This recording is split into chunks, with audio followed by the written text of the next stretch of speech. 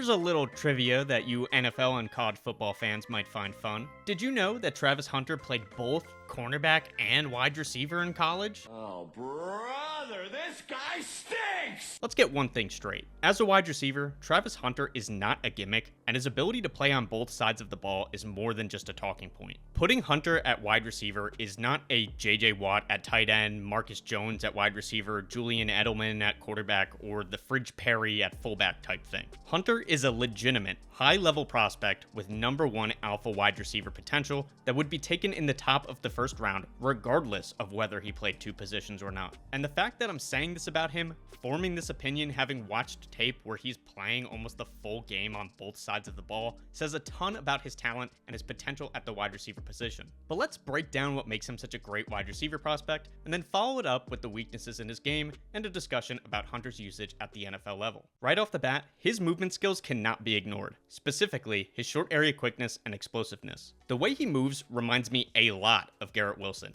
in that he's a very sharp, sudden mover with the ability to instantly accelerate, stop on a dime, or change direction without losing speed. He's much more raw as a route runner than Garrett Wilson was coming out of college, but his movement ability allows him to compensate for the lack of refinement in that area. This is especially noticeable against off-man coverage or soft shoe press coverage, where he is a problem for DBs. On routes that break horizontally, DBs struggle to stick with him in transition because of his ability to instantly snap off his route stem. And on routes that break on the vertical plane, he can beat them over the top with his high-level speed, or he can use his instant stop-start ability to break back towards the quarterback. Although he is raw as a route runner, he does have an excellent feel and IQ for it. He'll get DBs to drop their guard with smooth, fluid movements before planting his foot and exploding past them. He makes small changes to his routes to make his QB's life easier, such as pacing himself to maximize his time in between defenders, drifting his designed route upward to position himself in between zone defenders to increase space for the throw, and consistently finding open space to sit down in and present to the quarterback. He's actually an extremely quarterback-friendly receiver in general, but especially in scramble drill situations, where he's very creative to find ways to get open and makes a conscious effort to remain in his quarterback's line of sight. He also works back to the football, understanding that his quarterback is under pressure and likely won't have his feet underneath him to deliver a throw deep downfield. But outside of elite movement skills and excellent feel for the position, this guy has elite ball skills. Whether it be concentration at the catch point, strong hands, ball tracking, focus at the catch point, adjusting to the ball in mid-air, contested catchability, ability to high point the ball, he really has it all. You rarely see DBs actually get into contest the catch against him because he's so consistent at positioning himself between the defender and the ball so he can box them out at the catch point, using his body as a barrier to prevent the DB from breaking up the pass. But even on the rare occasion that the cornerback can get into the catch point, he still shows the hand strength and focus to catch the ball through contact and bring in the ball outside of his frame. Seriously, his concentration at the catch point cannot be overlooked. It's elite. He catches the ball falling down, catches it with defenders in his face, catches it at weird angles. It's this combination of his body positioning, ball tracking, focus at the catch point, and strong hands that make him not just an athlete at the position or a cornerback subbing in on offense, but a real wide receiver prospect who is in the top of this class. He doesn't need everything to be perfect. He can actually elevate, not just contribute, but elevate in offense with his ability to catch inaccurate passes or make catches over and through defenders. His college stats back up this point too, as he was 4th in the nation in both yards and receptions with 96 for 1,258 yards. He was 2nd in touchdowns with 15, had a 142.4 passer rating when targeted, which was 1st in the nation, and he had a contested catch rate of 64.7%, which was 10th in the nation. But once he has the ball in his hands, he further elevates his team with his ability after the catch, where his movement ability yet again comes back to the forefront. His sudden, explosive movements and speed make him a threat to take anything to the house because he's so tough for DBs to get down in space. But what makes him even more dangerous is the combination of that movement ability with his IQ for the position and vision running in the open field. He has really excellent feel for where defenders are positioned when he makes the catch. It's almost like he has eyes in the back of his head with the way that he catches passes and then instantly explodes out of them at the perfect angle to make the closest defender miss. To take this a step further, he'll even change his pace approaching the ball when it's thrown to him so he can catch it in stride and explode out of the catch, maximizing the potential yardage. All of this shows in his 24 missed tackles forced, which was 7th in the nation of 87 qualifiers. Lastly, we get to talk about his versatility. And no, I don't mean as a cornerback and a wide receiver, but just as a wide receiver.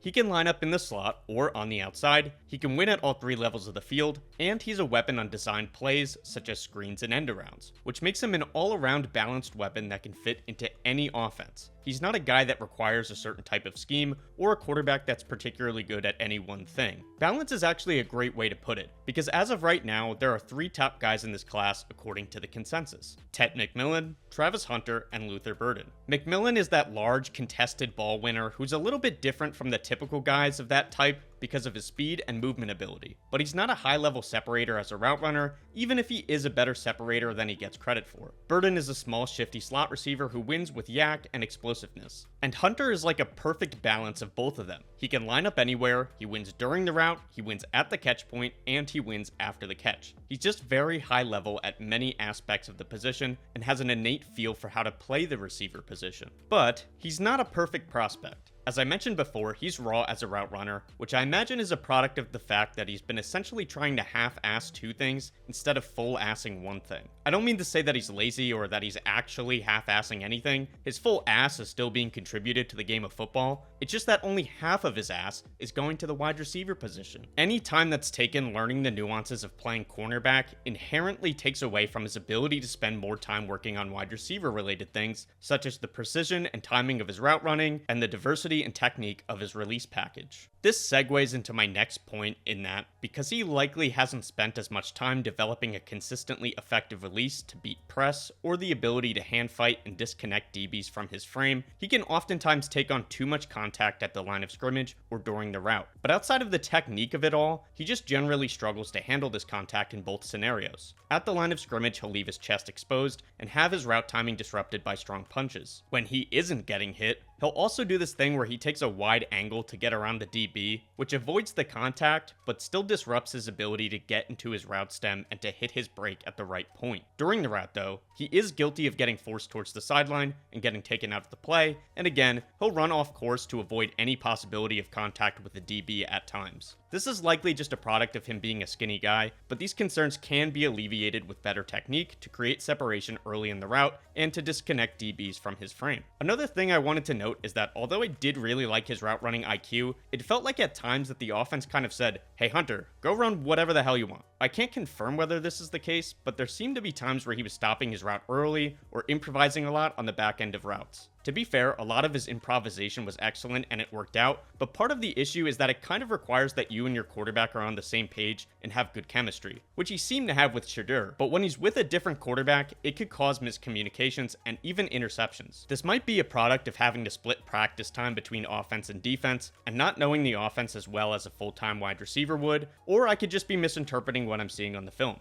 Regardless, if you were to split time in the NFL, I don't entirely doubt that there would be a lot of choice routes or similar situations where he'd have to learn the full playbook on both sides, so it's still a concern, even if it's not necessarily his choice. And that's yet again another segue into a point I wanted to make, in that his versatility could actually be a weakness in a sense. This is completely hypothetical, but I wanted to throw it out there, so hear me out. It's simply a fact that there's only so much time in a day, and there's only so much practice time and time to learn the playbook. Splitting time will possibly have the effect on Hunter that he won't be able to become a fully refined player at either cornerback or receiver, leaving him as a solid player on both spots, but not a high-level one, especially later in his career, where he can't rely on athleticism as much and needs to be more technique-oriented. Having to learn so much of the playbook on both sides may cause him to forget assignments on both sides of the ball at times, which could be crucial in close games. Depending on his usage and his adjustment to the increased physicality at the NFL level, he may look worse than he would be at his full capacity because he's tired from playing so much on both sides of the ball, and the increased snaps might also put him at risk for more injuries, which circles back. More injuries equals more recovery time and body damage, which equals less practice time at both spots and less ability to rely on athleticism. Now on the flip side, if you play him less on one side of the ball or another, you aren't necessarily maximizing his talent, and on plays that he's not in, whoever's replacing him might make a mistake that he wouldn't have made. Another thing to think of is, what if this guy flames out at cornerback? Everyone would say, oh, just make him a full-time wide receiver then. But that would be ignoring the fact that you've burned multiple years of his development and are now changing paths. I'm not saying any of this is likely, but it's an interesting thought experiment. I also wanted to bring it up just to make clear how impressive it will be if Hunter pulls this off at the NFL level. It's more than simply being tired. It's the time and the effort to develop chemistry with the other members of his position group, to learn the entire playbook and its nuances, to learn technique related to multiple positions, and work with multiple demanding coaches, the injury risk involved in extra snaps, and the pressure of knowing that any snap that he's not out there, your football team is not as good as it can be if you were. I'm just hoping that whoever his coach is has a good plan for how to use him, even if that means putting him at one spot and abandoning the other. To cover my own ass, I'll make a quick note that it's very possible that my very high opinion on him as a wide receiver will age poorly in a scenario in which he goes to the NFL, becomes a full-time cornerback, and plays some snaps at wide receiver over his career and doesn't play as well. I'll preemptively shut down that argument with the fact that, in that scenario, he wouldn't be devoting as much time to receiver, so naturally he wouldn't hit his upside if he's not playing the position. Unfortunately, I don't actually consider it very likely that he'll hit his upside as an alpha number 1 superstar wide receiver, simply because he won't be able to devote as much time to it, and it seems that most people see him as a full-time corner. Obviously, it's okay if he doesn't hit his upside as a wide receiver, if he's playing at a high level as a corner, but what if he doesn't hit the upside at either position? This brings us all the way back around to the concerns about his usage that I just talked about. Let's be clear, none of this is to doubt Hunter. I have him as one of the top 3 players in the draft, and I love his tape. I'm just really interested to see how the logistics of all of this work out. So let me know what you think. Think he's a receiver? Think he's a corner? Think he's better or worse than I said at either position? Do you think I'm overthinking any concerns with his usage, or am I not thinking about it enough? Also, let me hear your most compelling argument down below as to why or why not Hunter should have won the Heisman. Lastly, let me know who you guys want to talk about next. Subscribe if you enjoyed, as it really helps to grow the community and it validates all the hard work that I put into these videos. Otherwise, that's it. Later.